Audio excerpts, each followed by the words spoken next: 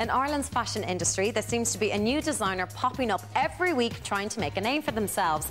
But it's a long road to becoming a household name like John Rocha or Lainey Keogh. Yesterday, we checked out a catwalk show that champions these newbies and shows them in all their glory.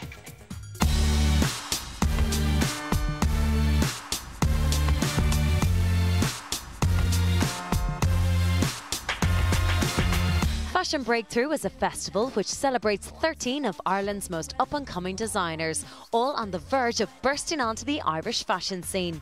MC for the catwalk show was actress Holly White, who is a big fan of homegrown design. I'm wearing a dress by a designer called Sophie Larue, and the finish on it is immaculate, but also all of these designers, they're selling in the loft or else on Cowes Lane. So what's great is they're really meeting their customers. The stuff isn't too high priced, and I think they're producing fashion that actually sells rather than just something creative and wild. We may know her from a role in Dan and Beck's, but Holly herself has a fashion background. Well, actually, all while I was doing Dan and Beck's, I was studying my degree in fashion journalism, so I graduated last June, so I'm home a year, and now it's brilliant. I write on fashion for The Independent every week, and I'm doing bits for The Gloss and Image, and I've done, all the Irish magazines, and there's so much going on here, there's so much creativity and really exciting, and, being involved in something like this is perfect. Designer Zoe Boomer has been touted as Ireland's answer to Stella McCartney. My style is very kind of subtle, and I'll not do things that are too fancy, so you can get lots of wear out of things. Zoe counts pop star Natasha Bedingfield as a firm fan. When I finished college, I ended up,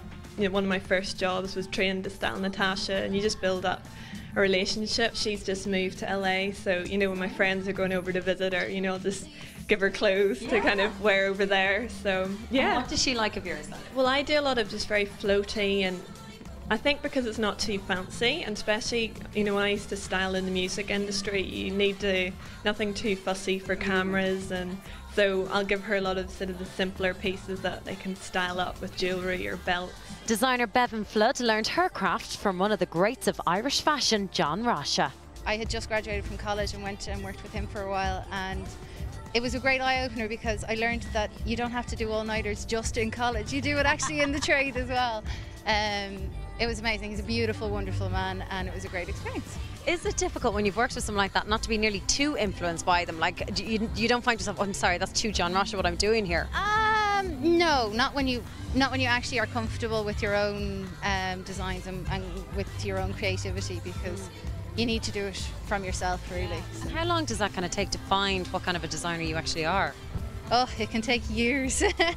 I worked in the rag trade side of the industry for 4 years, and I think I kind of had enough of it at that point, and only a year ago I went out on my own, and it's only through that I've actually started to learn really who I am and what I like to do. You can check out these designs at the pop-up shop in Cowes Lane Market, Dublin until this Saturday, or alternatively at the Loft Market in Powerscourt Townhouse, Dublin City Centre every Saturday.